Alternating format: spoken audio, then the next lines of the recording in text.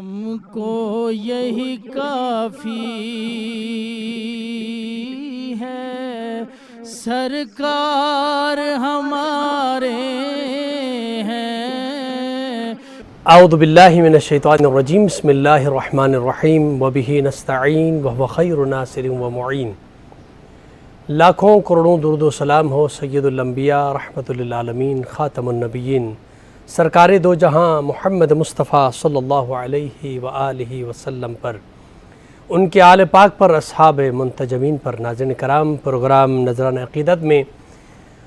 آپ کے میزبان ڈاکٹر سید مظفر حسین رضوی آپ کی خدمت میں حاضر ہے۔ میری جانب سے آپ تمام محترم ناظرین کی خدمت میں السلام علیکم ورحمۃ اللہ وبرکاتہ۔ ناظرین کرام، سرکار دو جہاں محمد مصطفیٰ صلی اللہ علیہ وآلہ وسلم نے دین اسلام کی ترویج و تبلیغ کا جب آغاز فرمایا مکۃ المکرمہ کے اندر، تو آپ کو طرح طرح کی رکاوٹوں کا سامنا کرنا پڑا، لیکن کفار اس حد تک نہیں جا سکے تھے کہ آپ کو قتل کرنے کا ارادہ کریں، آپ کو مکے سے نکالنے کے جو ہے پلاننگ کریں، چونکہ آپ کے پیچھے حضرت ابو طالب علیہ السلام اور حضرت خدیجۃ الکبریٰ سلام اللہ علیہا جیسے بہترین مددگار آپ کے ساتھ تھے۔ لیکن جو سلسلہ آگے بڑھتا رہا اور یہاں تک کہ آپ علیہ السلام کے چچا حضرت ابو طالب علیہ السلام اور حضرت خدیجۃ الکبریٰ سلام اللہ علیہا دونوں کا ایک ہی سال میں انتقال ہوا، اور اس کے بعد مشرکین کو یہ جرت اور یہ انہوں نے اس حدوں کو کراس کرنا شروع کر دیا، یہاں تک کہ سرکار دو جہاں صلی اللہ علیہ وسلم کو قتل کرنے کا ارادہ کیا۔ اور وہ شب ہجرت کا واقعہ ہے کہ آپ صلی اللہ علیہ وسلم نے پھر مکے کو چھوڑا۔ جب آپ مکہ چھوڑ رہے تھے تو ایک مرتبہ مڑ کے مکے کی جانب دیکھ رہے تھے کہ کاش کہ اگر یہ کفار مجھے مجبور نہ کرتے تو میں مکے کی سرزمین کو نہیں چھوڑتا۔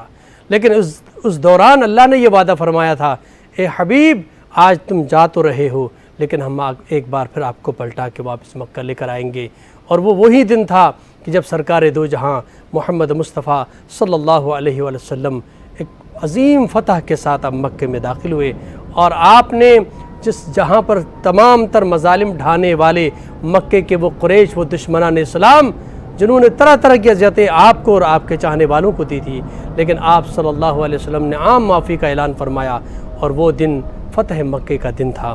آج ہم اسی عنوان سے گفتگو کے لیے اپنے اسٹوڈیو میں ممتاز علماء کرام کو مدعو کیا ہے، جن کا مختصر تعارف آپ کے سامنے پیش کر رہا ہوں۔ ہمارے ساتھ تشریف فرما ہیں ممتاز مذہبی اسکالر ہیں، جمعیت علماء پاکستان کراچی کے سربراہ ہیں، میری مراد مفتی قاضی احمد نورانی صاحب۔ السلام علیکم ورحمۃ اللہ وبرکاتہ۔ اور ہمارے ساتھ دوسرے مہمان ممتاز خطیب اہل بیت حضرت علامہ سید عدنان زیدی صاحب۔ السلام علیکم ورحمۃ اللہ وبرکاتہ۔ خوش آمدید کہوں گا آپ کو بھی۔ سلسلے گفتگو کا باقاعدہ آغاز کرنا چاہوں گا، اور قبلہ آپ سے ہی آغاز کرنا چاہوں گا، ایسے کیا اسباب پیدا ہوئے کہ سرکار دو جہاں صلی اللہ علیہ وآلہ وسلم کو مکہ چھوڑنا پڑا؟ بسم اللہ الرحمن الرحیم۔ انا فتحنا لک فتحا مبینا، صدق اللہ العظیم۔ مکہ مکرمہ جناب رسالت مآب صلی اللہ علیہ وآلہ وسلم کا جائے پیدائش ہے۔ مکہ کی سنگلاخ وادی میں اللہ کے نبی صلی اللہ علیہ وآلہ وسلم نے جب دعوت اسلام کا آغاز کیا تو آپ کو روز اول سے شدید مشکلات کا سامنا کرنا پڑا۔ ایک موقع پر نبی کریم صلی اللہ علیہ وآلہ وسلم نے خود فرمایا کہ جتنا تبلیغ اسلام کے راستے میں مجھے ستایا گیا ہے کسی کو نہیں ستایا گیا، جبکہ انبیاء سابقین کے واقعات موجود ہیں کہ درخت کے تنے کے درمیان اگر نبی علیہ السلام قوم کے شر سے بچنے کے لیے تشریف فرما ہو گئے تو بڑا آرا لا کے درخت کو دو ٹکڑے کر دیا گیا۔ بنی اسرائیل کے انبیاء کے ایسے واقعات بھی ہیں کہ لوہے کی ایک ایسی چھلنی سے، ایک ایسے اوزار سے جس میں نوکیں بنی ہوئی تھی، پورا جسم چھیل دیا گیا۔ اس کے مقابلے میں سرور دو عالم صلی اللہ علیہ وآلہ وسلم کا یہ فرمان کہ جتنا مجھے ستایا گیا کسی کو نہیں ستایا گیا، تو ہم مکے کے حالات کی سنگینی کا اس سے اندازہ لگا سکتے ہیں۔ شعب ابی طالب میں سرور دو عالم کا گھرانہ کس حالت کے اندر رہا، پھر حضور ختم مرتبت نے کیسے حالات برداشت کیے، پھر پیارے چچا ابو طالب کے سامنے وہ جملے کہ چچا جان اگر میرے دائیں ہاتھ پہ یہ سورج اور بائیں ہاتھ پہ چاند رکھ دیں تو بھی تبلیغ سے باز نہ ہوں گا، یہ بتا رہے ہیں حالات۔ ان تمام حالات میں جب یہ دیکھ لیا گیا کہ مکے میں تبلیغ انتہائی دشوار ہو چکی ہے، تو اللہ رب العزت کی مصلحت تھی، یہ حکمت تھی کہ سرور دو عالم صلی اللہ علیہ وآلہ وسلم مکہ سے مدینہ تشریف لے جائیں۔ اچھا، انبیاء سابقین کے واقعات دیکھیں تو اکثر انبیاء اپنی جائے پیدائش سے ہجرت فرما کر تبلیغ کا فریضہ انجام دیتے رہے، اکثر انبیاء۔ یہ کچھ اللہ تعالیٰ کی مصلحت ہے۔ اور ویسے بھی عربی کا بڑا مشہور مقولہ ہے کہ الظفر فی السفر، کہ کامیابی جو ہے وہ سفر کے اندر ہے۔ بے شک۔ پھر مدینہ طیبہ سے جو اس وقت یثرب تھا، لوگ آ کر حضور ختم مرتبت کے دست حق پرست پر اسلام لاتے رہے، اور وہاں کے بعض سردار بھی اسلام سے متاثر ہوئے۔ پھر وہاں وہ قبائلی صورتحال نہیں تھی جو مکہ کے اندر تھی، پھر وہاں اسلام دشمنی کی وہ کیفیت پیدا نہیں ہونی تھی جو مکہ میں پیدا ہو چکی تھی۔ اس لیے حضور ختم مرتبت نے اللہ کے حکم پر یہ فیصلہ فرمایا، اور پھر آہستہ آہستہ اصحاب رسول نے مکہ سے مدینہ ہجرت کا آغاز کیا، جبکہ اس موقع پر بھی کفاران مکہ نے بہت سخت مزاحمت کی اور جانے والوں کو روکا گیا، اسباب لوٹا گیا، ان کی سواریاں روک لی گئیں، ان کے اہل خانہ پر ظلم و ستم کیا گیا، لیکن چونکہ ایک فیصلہ ہو چکا تھا، اس لیے اللہ رب العزت کے حکم کے بعد نبی کریم صلی اللہ علیہ وآلہ وسلم کی اجازت سے صحابہ کرام مدینہ طیبہ جاتے رہے۔ سبحان اللہ، بہت خوبصورت۔ قبلہ آپ کی خدمت میں سوال رکھنا چاہوں گا، سرکار دو جہاں جس طرح قبلہ نے بیان فرمایا کہ آپ نے جن اسباب کی وجہ سے ہجرت فرمائی، تو جب آپ ہجرت فرما رہے تھے تو آپ مڑ مڑ کے مکے کے سرزمین کی طرف، بیت اللہ کی طرف دیکھ رہے تھے، اور یہ جملے آپ کی تاریخ میں ملتے ہیں کہ اگر یہ لوگ، مکے کے لوگ، یہ دشمن مجھے نہ ستاتے، مجھے مجبور نہ کرتے، تو اے مکے کے سرزمین میں تجھے نہیں چھوڑتا۔ اعوذ باللہ من الشیطان الرجیم، بسم اللہ الرحمن الرحیم، ان اللہ وملائکتہ یصلون علی النبی یا ایھا الذین آمنوا صلوا علیہ وسلموا تسلیما، اللہم صل علی محمد وآل محمد وعجل فرجہم۔ خدا کا شکر ہے کہ اس نے اتنے بہترین اور بابرکت ذکر کو کرنے اور سننے کے لیے ہمیں منتخب کیا، اور فتح مکہ کے حوالے سے آپ کا یہ پروگرام، اور اگر لفظ ہجرت پر ہم بات کریں کہ رسول اللہ صلی اللہ علیہ وآلہ وسلم جب مکہ سے رخصت ہو رہے تھے تو آپ کے کیا جذبات تھے؟ یقینی طور پر اللہ کے گھر سے وہ دور جا رہے تھے، لیکن جس طرح آپ نے پروگرام کے آغاز میں فرمایا کہ اللہ نے یہ وعدہ کیا تھا کہ آپ واپس پلٹ کر آئیں گے، اور ہجرت تو ہمیشہ سے محمد و آل محمد علیہ السلام کے لیے بہت کٹھن رہی، بہت مشکل رہی۔ وہ ہجرت جو خود رسول خدا محمد مصطفیٰ صلی اللہ علیہ وآلہ وسلم فرما رہے تھے، اور آپ کے دل میں ایک ملال تھا کہ آپ اللہ کی، خدا کی سرزمین سے دور ہو رہے ہیں۔ اور کیوں دور ہو رہے ہیں؟ کیونکہ کفار آپ کو تنگ کر رہے تھے اور وہ آپ کی جان کے دشمن تھے۔ اور جو اگر یہ دیکھا جائے کہ آپ نے مکہ سے ہجرت کیوں کی، سوال یہ پیدا ہوتا ہے، تو آپ نے مکہ سے ہجرت بھی اپنی خواہش کی وجہ سے نہیں کی، بلکہ یہ حکم پروردگار تھا کہ جب جبرائیل اللہ کا پیغام لے کر رسول خدا محمد مصطفیٰ صلی اللہ علیہ وآلہ وسلم کی خدمت میں حاضر ہوئے اور کہا کہ اب آپ کو یہاں سے ہجرت کرنا ہے، تو ہجرت کا وہی معیار تھا کہ جس طرح ہجرت امام حسین علیہ السلام مدینہ سے کر رہے تھے تو بار بار آپ گریہ کرتے جاتے، اور امام حسین علیہ السلام بھی جب ہجرت کر رہے تھے تو وہ مقام پیدائش ان کا تھا، وہاں پر آپ کے نانا کی قبر تھی، وہاں آپ کی والدہ محترمہ کی قبر تھی۔ تو یہی احساسات جو تھے رسول خدا کے تھے، اور رسول خدا بار بار جو ہے وہ ان کو اپنی جان کی پرواہ سے زیادہ لوگوں کی امانتوں کی پرواہ تھی،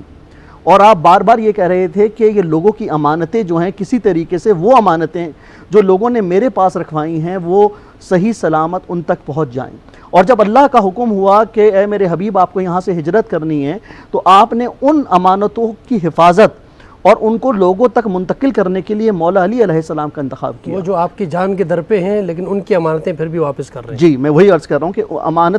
امانت کے لیے ان کو اپنی جان کی پرواہ نہیں تھی، کیونکہ کفار کا لشکر تھا اور وہ تلواریں لے کر رسول خدا محمد مصطفیٰ صلی اللہ علیہ وآلہ وسلم کے گھر کے باہر موجود تھے، لیکن یہ شان نبوت دیکھیے، شان رسالت دیکھیے کہ وہ اپنی جان کی، اپنے خون کی پرواہ نہیں کر رہے، یہاں پر بھی وہ امت کی پرواہ کر رہے ہیں، لوگوں کی پرواہ کر رہے ہیں، ان کی مال کی پرواہ کر رہے ہیں۔ اور انہوں نے مولا علی علیہ السلام سے رسول خدا محمد مصطفیٰ صلی اللہ علیہ وآلہ وسلم نے یہ فرمایا کہ اے علی، تم میرے بستر پر سو جاؤ اور صبح اٹھ کر امانتیں واپس کر دینا۔ اور مولا علی اس انداز سے بستر رسول پر سوئے کہ کفار سمجھ نہ سکے کہ نبی سو رہے ہیں اور یا علی سو رہے ہیں۔ تو کیا کہنے اس علی ابن ابی طالب کے کہ جب وہ آغوش رسالت میں آتے ہیں تو علم رسول کا سودا کر لیتے ہیں، اور اگر بستر رسول پر سو جائیں تو مرضی خدا کا سودا کر لیتے ہیں۔ جی، اور اس انداز سے وہ نکلے، اور جب آپ نکلے اپنے اصحاب رسول کے ساتھ نکلے، آپ کے اصحاب آپ کے ساتھ تھے جو آپ کے ساتھ ہر وقت ہوتے تھے، اور اصحاب رسول جو رسول اللہ صلی اللہ علیہ وآلہ وسلم کی آواز پر لبیک کہتے تھے، وہ رسول اللہ تنہا نہیں تھے، اس تلوار کے سائے میں رسول اللہ صلی اللہ علیہ وسلم کی فقط جان کو خطرہ نہیں تھا، رسول کے اصحاب کو بھی خطرہ تھا، اور رسول کے اصحاب بھی اسی انداز سے رسول کے ساتھ نکلے، اور جیسے نکلنے لگے مولا علی بستر رسول پر سو گئے، لیکن کفار کو نہ پتہ لگ سکا، اور جب صبح ہوئی تو یہ منظر دیکھا، تو یہ دیکھا کہ اس بستر رسول پر تو مولا علی علیہ السلام سو رہے ہیں اور رسول خدا وہاں سے ہجرت کر گئے ہیں، لیکن ہجرت کرتے وقت بھی مولا علی کو لوگوں کی امانتوں کے بارے میں وصیت کرنا، ہجرت کرتے وقت بھی اپنے اصحاب کو ساتھ لے کر جانا، اصحاب کا رسول خدا کے ساتھ جانا اور اپنی جان کی پرواہ نہ کرنا، اس بات کا اعلان تھا کہ رسول خدا محمد مصطفیٰ صلی اللہ علیہ وسلم اور ان کے جانثار اور مولا علی علیہ السلام فقط خدا کے آگے جھکیں گے، کفار کے آگے نہیں جھک سکتے۔ سبحان اللہ، سبحان اللہ۔ ناظرین کرام، یہاں پر ایک مختصر سا بریک لیتے ہیں، بریک کے بعد آپ کی خدمت میں حاضر ہوتے ہیں۔ ہم کو یہی کافی ہے، سرکار ہمارے ہیں، ہم کو یہی کافی ہے، سرکار ہمارے ہیں۔ ناظرین کرام، ایک بار پھر پروگرام نذرانہ عقیدت میں آپ کا خیر مقدم۔ گفتگو ہماری جاری ہے فتح مکہ کے حوالے سے، اور ہمارے ساتھ علماء کرام تشریف فرما ہے۔ قبلہ آپ کی خدمت میں سوال رکھنا چاہوں گا، رسالت میں آپ نے ہجرت کی ہم چونکہ آغاز سے شروع کر رہے ہیں، اور ایک بار پھر جب فتح مکہ کی طرف آئے تو وہ کیا حالات تھے، اس سے پہلے ہم نے جیسے قبلہ نے بھی فرمائی کہ ہجرت آپ نے فرمائی، تو آپ جب مکے سے مدینہ آئے ہیں تو پہلی مرتبہ آ رہے ہیں، یعنی اس سے پہلے آپ تبلیغ کے لیے نہیں آئے ہیں مدینہ، تو آپ پہلی مرتبہ مدینہ میں داخل ہو رہے ہیں، تو وہ کیا حالات تھے کہ مدینہ والوں نے کس طرح آپ کا استقبال فرمایا؟ نبی کریم صلی اللہ علیہ وآلہ وسلم نے غیر معروف راستوں کا انتخاب فرمایا۔ ٹھیک، تاریخ میں یہ بتاتی ہے کہ اس لیے کہ انہیں اس بات کا اندازہ تھا کہ مکے کے کفار تعاقب کریں گے، اور تعاقب کر رہے تھے، اور کئی روایت موجود ہیں کہ تعاقب کرنے والے بڑے قریبی پہنچ گئے، جیسے سراقہ بن مالک کے بارے میں کہ بالکل قریب پہنچ گیا، اور اس طرح اور لوگ بھی قریب پہنچ گئے،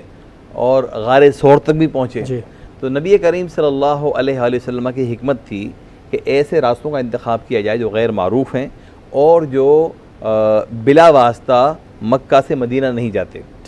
جب سرور دو عالم صلی اللہ علیہ وآلہ وسلم مدینہ طیبہ کے قریب پہنچے تو آپ سب سے پہلے قباء میں آپ نے قیام فرمایا۔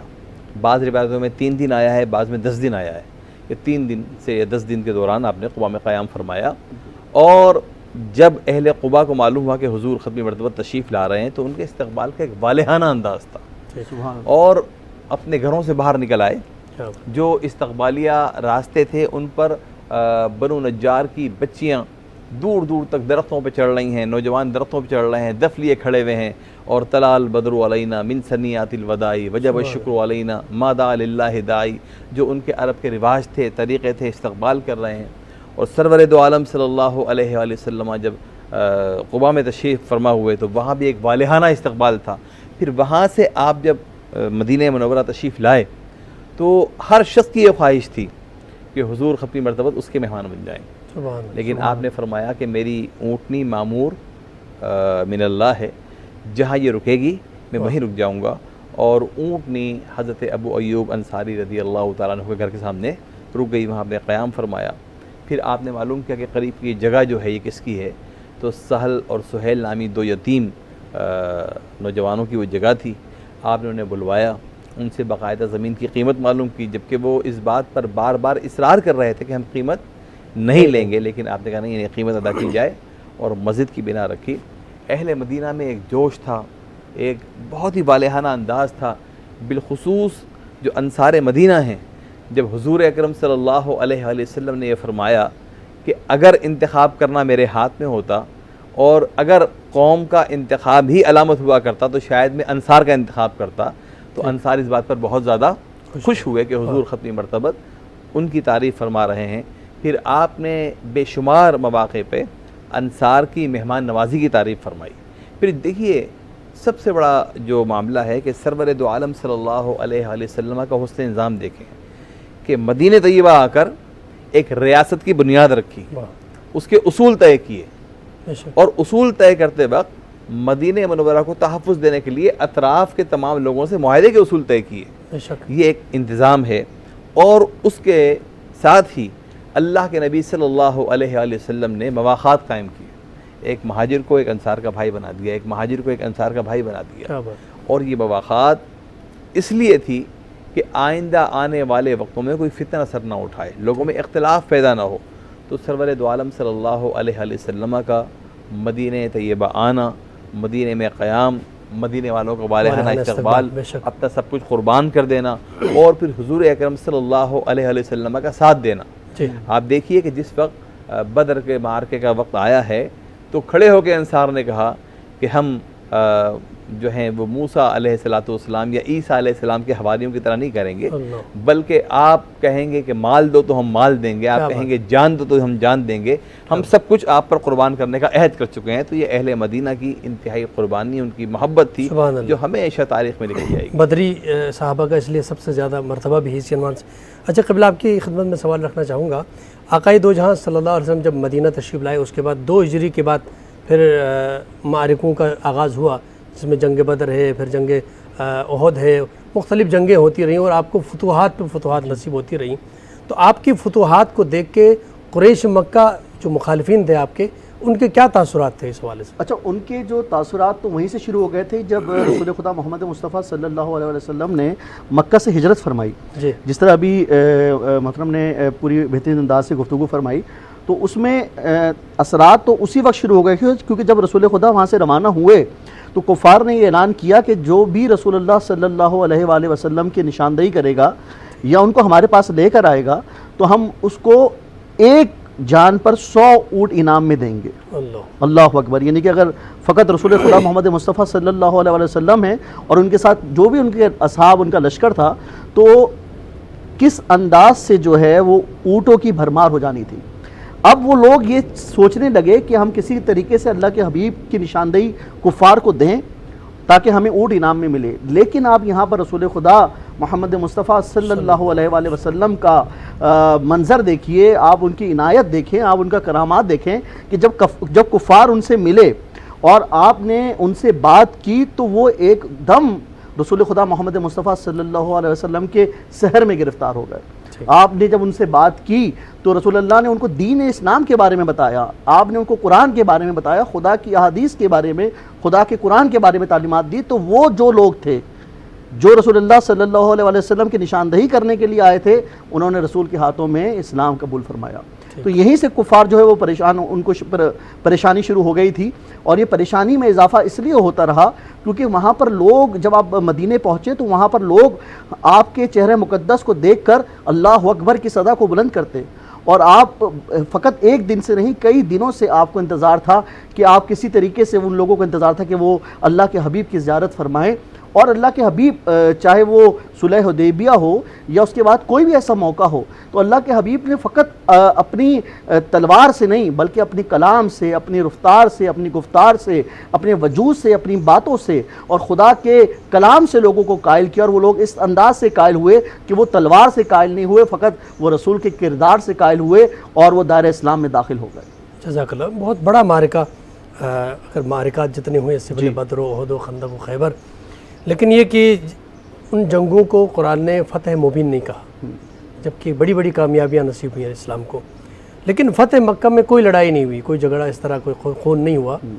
اس کے باوجود اسلام میں قرآن مجید نے کہا کہ یہ فتح مبین, اور آپ صلی اللہ علیہ وسلم جو ہے یہ آیت کی تلاوت فرما رہے تھے کہ جاء الحق وزہق الباطل ان الباطل کان زہوقا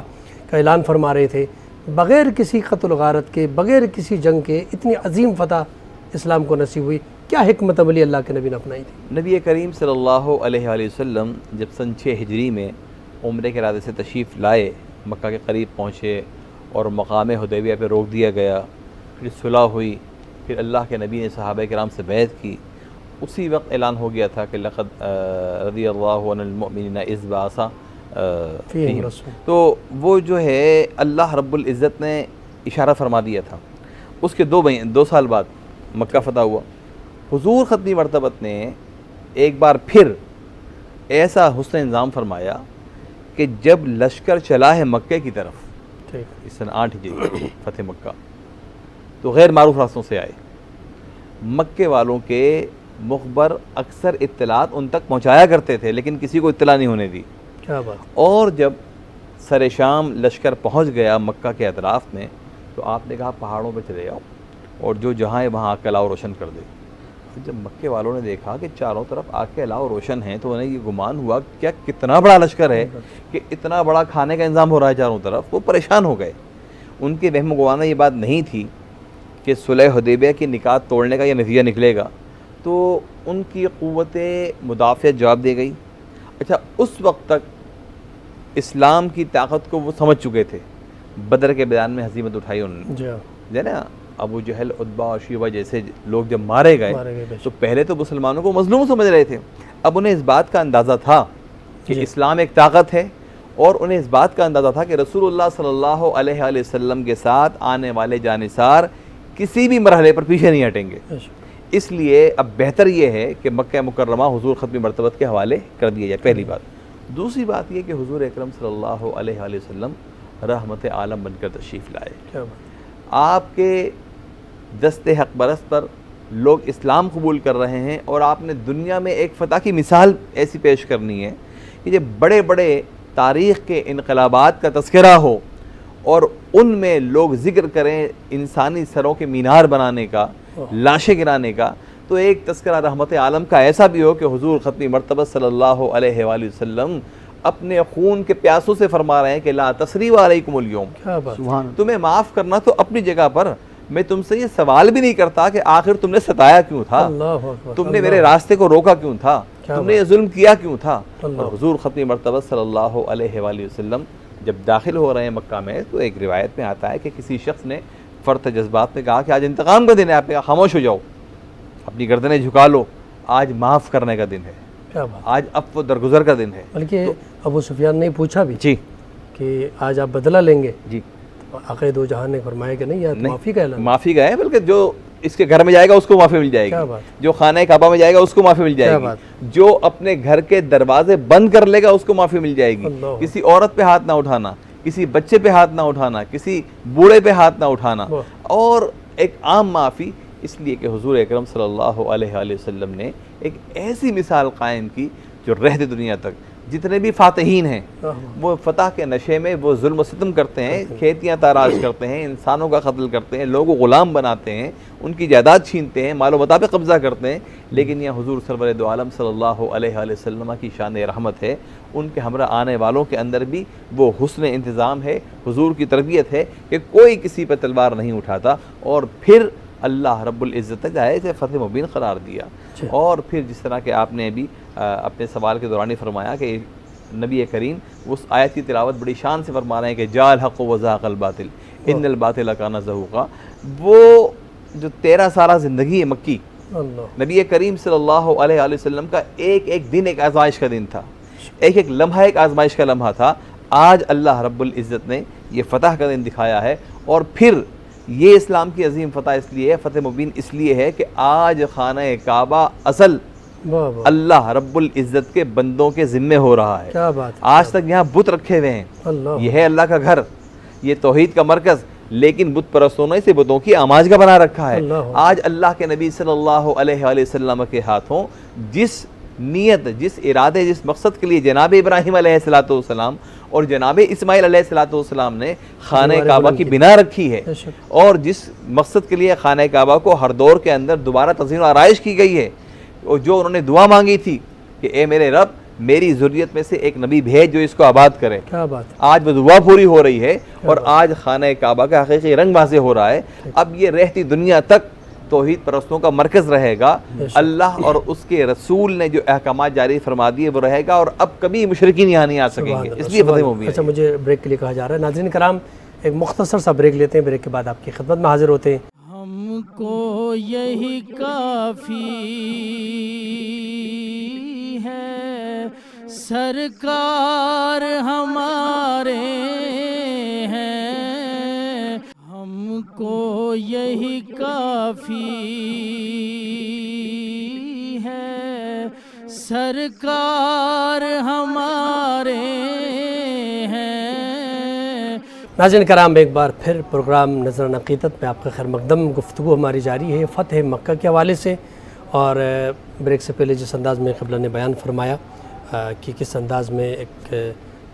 رسالت میں آپ کی ذات جو ہے وہ عفو درگزر کی پیکر بن کے آپ داخل ہوئے ہیں۔ قبلہ آپ کی خدمت میں سوال رکھنا چاہوں گا کہ ایسے لوگ بھی وہاں موجود تھے، خاص کر تاریخ کا وہ دردناک واقعہ جو جنگ احد میں جناب حضرت امیر حمزہ کی شہادت پر رسالت میں آپ گریہ کر رہے تھے، اور آپ کے ساتھ جو کچھ بھی سلوک کیا گیا کہ آپ کے اعضاء کاٹ کے ہار بنائے ہند نے، اور اس کے بعد آپ کا کلیجہ چبائے، وہ وحشی جس نے آپ کو نیزہ مارا تھا، اس فتح مکہ میں وہ لوگ بھی سامنے تھے۔ یعنی عفو درگزر کی اگر تاریخ میں کوئی مثال ڈھونڈیں تو اس سے بڑی مثال نہیں مل سکتی کہ فتح مکہ میں آقا دو جہان نے ان سب کو معاف کر دیا۔ بالکل جی، فقط فتح مکہ کا اعلان نہیں ہو رہا بلکہ بت شکن کا بھی اعلان ہو رہا ہے۔ اور آپ یہ دیکھیے کہ جس طرح آپ نے کہا کہ غفور درگزر کی بات ہو رہی ہے، رسول خدا محمد مصطفیٰ صلی اللہ علیہ وآلہ وسلم نے کس انداز سے عام معافی کا اعلان کیا، جس طرح ابھی قبلہ نے بھی فرمایا کہ جب وہاں پر کسی نے صدا بلند کی کہ آج کا دن گرم ہے اور خون بہے گا، تو اسی وقت رسول خدا محمد مصطفیٰ صلی اللہ علیہ وآلہ وسلم نے ارشاد فرمایا کہ آج امن کا دن ہے۔ اور دیکھیے رسول خدا جو ہیں وہ فقط اکیلے نہیں گئے تھے، آپ کے ساتھ 10,000 کا لشکر گیا تھا۔ جو مکہ کی طرف روانہ ہوا تھا 10,000 کا لشکر گیا تھا، اور وہ 10,000 کا لشکر جو تھا وہ بغیر تلواروں کو نہیں تھا، بلکہ ہر شخص کے پاس جو ہے وہ تلوار موجود تھی۔ لیکن اللہ کے نبی نے اپنے تمام ان بندوں کو یہ ہدایت دی تھی، یہ حکم دیا تھا کہ تلوار سب کے پاس ہے لیکن تلوار کوئی چلائے گا نہیں، کیونکہ یہ جنگ جو ہے یہ فتح مکہ ہم تلوار سے نہیں جیتیں گے، ہم اپنی گفتار سے جیتیں گے، ہم اپنی سیرت سے جیتیں گے۔ اور یہی وجہ ہوئی کہ جب آپ وہاں پر پہنچے تو آپ نے عام معافی کا اعلان کیا، اور وہ جو دشمن جو نبی کے خون کے پیاسے تھے، وہ کفار جو اس وقت جب رسول خدا مکہ سے روانہ ہو رہے تھے اس وقت جو لوگ تلواریں لے کر کھڑے ہوئے تھے وہی لوگ نبی کے سامنے تھے، لیکن نبی نے ان تمام لوگوں کو عام معافی دے کر دنیا کو یہ بتا دیا۔ یہ میں ایک پیغام جو ہے وہ دینا چاہتا ہوں، اور وہ پیغام یہی ہے کہ دیکھیے اسلام نام ہے بھائی چارے کا، اسلام نام ہے تسلیم کا، اسلام نام ہے سپردگی کا، اسلام نام ہے محبت اور اخوت کا، اسلام نام ہے کہ ایک دوسرے کی بات کو نظر انداز کر دیا جائے، ایک دوسرے کی کوتاہیوں کو معاف کر کے گلے لگا لیا جائے، کیونکہ اطیعوا اللہ و اطیعوا الرسول، اطاعت کرو اللہ کی اور اس کے رسول کی۔ رسول کی اطاعت فقط یہ نہیں ہے کہ ہم رسول خدا محمد مصطفیٰ صلی اللہ علیہ وسلم کا کلمہ پڑھیں، بلکہ ان کی سیرت پر بھی عمل کریں، ان کی کردار پر بھی عمل کریں۔ فتح مکہ اس بات کا اعلان ہے کہ آپ کے پاس اللہ کی دی ہوئی طاقت بھی تھی اور آپ کے پاس دنیاوی طاقت بھی تھی، لیکن آپ نے کسی بھی طاقت کو استعمال نہیں کیا، بلکہ عام معافی کا اعلان کر کے دنیا کو یہ بتا دیا، اور اس انداز سے عام معافی کا اعلان کیا کہ لوگوں کے دل میں آپ کے لیے محبت پیدا ہو گئی۔ خود مولا علی علیہ السلام جب آپ خانہ کعبہ میں داخل ہوئے تو رسول خدا کس انداز سے جو ہے وہ بتوں کو گرا رہے ہیں، اور اس انداز سے رسول خدا نے بتوں کو گرایا کہ اس دن کے بعد کوئی بت خانہ کعبہ بھی نہ جاگ سکا۔ اور مولا علی علیہ السلام جو بت رسول خدا گرا رہے ہیں تو مولا علی علیہ السلام اپنی ذوالفقار سے ان بتوں کے ٹکڑے کر رہے ہیں، اور ایک جو سب سے بڑا بت تھا جو خانہ کعبہ کی چھت پر سوار تھا حبل، تو رسول خدا کے دوش پہ سوار ہوئے ہیں مولا علی علیہ السلام، اور اگر میں دوسرے الفاظ میں کہوں کہ امامت جو ہے وہ نبوت کے کاندھوں پر سوار ہو گئی، اور مولا علی علیہ السلام خانہ کعبہ کی چھت پر گئے اور آپ نے جو سب سے بڑا بت تھا اس کو گرایا۔ اور مولا علی علیہ السلام خانہ کعبہ کی اونچائی کافی زیادہ ہے، اور مولا علی علیہ السلام بہت آرام سے جو ہے وہ نیچے زمین پر آ گئے، اور آپ نے پوچھا رسول خدا سے، اے اللہ کے حبیب کہ میں اتنی آرام سے نیچے آ گیا، اتنی اونچائی سے اتنی آرام سے نیچے آ گیا کہ مجھے کسی بھی تکلیف کا احساس نہیں ہوا۔ تو اللہ کے حبیب نے ارشاد فرمایا، اے یا علی آپ دوش نبوت پر خانہ کعبہ کی چھت پر سوار ہوئے تھے اور آپ کو جبرائیل نے نیچے اتارا ہے. کیا بات. تو یہ پیغام کیا ہے؟ پیغام یہی ہے کہ ہم سیرت محمد مصطفیٰ صلی اللہ علیہ وآلہ وسلم پر عمل کرتے ہوئے یہ دنیا میں جو آج کل دنیا میں ایک امہانگی کی صورتحال ہے، دنیا میں ایک ظلم کی صورتحال ہے، جو ہم رسول اللہ کا کلمہ پڑھتے ہیں تو ہمیں فقط رسول اللہ کی تعلیمات کو سننا نہیں، ان پہ عمل کر کے بھائی چارے کا اعلان کرنا ہے اور عام معافی کا اعلان کرنا ہے. یہی خدا کہتا ہے، یہی خدا کا حبیب کہتے ہیں اور یہی اہل بیت کی تعلیمات. سبحان اللہ. خاص کر وہ ہمارے معاشرے میں ایک جملہ بڑا عام ہوتا ہے، کچھ لوگ وہ اپنے آپ کو بڑے فخر سے کہتے ہیں کہ بھائی میں کوئی غلط بات برداشت نہیں کرتا. یعنی برداشت غلط بات ہی برداشت ہوتی ہے، کہ کسی کی طرف سے کوئی تکلیف پہنچتی ہے آپ اس کو برداشت کریں گے. آپ غلط بات برداشت ہی نہیں کرتے ہیں تو پھر برداشت کیا کرتے ہیں؟ بے شک. تو صبر و برداشت. یہاں پر ایک تکلیف تھی، ایک اذیت تھی جنہوں نے پہنچایا ہوا تھا، ان لوگوں کو، ان تکلیفوں کو آپ نے درگزر فرمایا. تو ایک بڑا پیغام تھا. قبلہ آپ کیا فرماتے ہیں جن لوگوں کے لیے، خاص کر کہ جو اسلام کے بارے میں کہتے ہیں کہ یہ تلوار سے پھیلا ہے اور ظلم سے پھیلا ہے اور انہوں نے طاقت کے ذریعے اسلام کو پھیلایا ہے، تو یہ فتح مکہ ان کے لیے سامنے مثال نہیں ہے؟ فتح مکہ سے لے کے مسلمانوں کی آج کی تاریخ تک اگر اسلام تلوار کے زور پر پھیلایا گیا ہوتا تو مکہ مکرمہ کی فتح، اس کے بعد کے حالات، تمام اس سے پہلے ہونے والے غزوات، اور پھر اس کے بعد مسلمان سلاطین کے اعتبار ہم دور نہیں جاتے. 700 سال تک مغلیہ حکومتوں کے بعد اگر ہندوستان ہی کی مثال لے لیجئے تو پھر آج کوئی ہندو نہ ہوتا ہندوستان کے اندر. بے شک. اس سے پہلے بھی خاندان غلامہ کے اور دیگر خاندانوں کے مسلم سلاطین آتے رہے، وہ آئے بھی، فتوحات بھی ہوئیں، لیکن ہر ایک کو ان کا اختیار دیا. تو اسلام نے دنیا کے کسی بھی گوشے میں قتل و غارت گری کی ترویج نہیں کی، بلکہ ہمیشہ محبت کی ترویج کی، لوگوں کو ان کے تمام تر حقوق دیے، تبلیغ بہت پیار کے ساتھ کی، محبت کے ساتھ کی. دنیا میں جب بھی کسی خطے کے لوگ مسلمان ہوئے ہیں تو مسلمانوں کا کردار دیکھ کے، اسلام کی تعلیم دیکھ کے، حقانیت دیکھ کے، اور رسول کریم صلی اللہ علیہ وآلہ وسلم کی سیرت طیبہ دیکھ کر. خاص کر قبلہ اگر آپ ہمارے ناظرین کی خدمت میں یہ بیان کریں، اس وقت جو غیر مسلموں کی بات تو دور کی بات ہے، خود مسلمانوں کے اندر جو مختلف طبقات اور مختلف فرقے ہیں ایک دوسرے کو برداشت نہیں کرتے، ان کے لیے ہمارے نبی صلی اللہ علیہ وسلم کی سیرت میں نبی کریم صلی اللہ علیہ وآلہ وسلم کی محبت اور دین متین کی محبت کا تقاضا یہ ہے کہ کلمہ طیبہ پڑھ کر جب انسان دائرہ اسلام میں داخل ہو گیا سب سے بڑھ کر ایک دوسرے کو برداشت کیا جائے. حضور ختمی مرتبت نے فرمایا جو اللہ کو ایک مانے، یہ رسول مانے، قرآن و کتاب مانے اور ہمارے قبلے کو مانے، ہمارے ذبیحے کو کھائے، وہ مسلمان ہیں. اسی طرح آئین پاکستان میں مسلمان کی تعریف درج ہے کہ جو توحید کو مانتا ہو اس کے تمام تقاضوں کو مانتا ہو، جو رسالت کو مانتا ہو اور ختم نبوت کو مانتا ہو، جو آخرت پہ ایمان رکھتا ہو اور ضروریات دین کو مانتا ہو، مسلمان ہے. اب آپ بعض جزیات پہ اختلاف کو بنیاد بنا کر اگر قتل و غارت گری کی طرف جائیں گے تو اس سے نقصان آپ کا اپنا ہوگا، دنیا کے سامنے تماشا بنے گا. ہاں بعض ایسے شر پسند ہیں جو ان امور کو ہوا دیتے ہیں اور اعلی کار بن جاتے ہیں اغیار کے، یہ ان کی غیر دانشمندانہ حکمت ہے، اس سے اسلام کو نقصان پہنچتا ہے. اسلام کی تبلیغ کا سب سے بڑا طریقہ یہی ہے کہ آپ اپنے عقیدے کی ترویج کریں، آپ محبت کی ترویج کریں، آپ سیکھیں اور سکھائیں. احمد دیدات جو ہے ایک بڑے معروف اسکالر گزرے ہیں، مجھے ان کا وہ لیکچر 85-86 کا یاد ہے کہ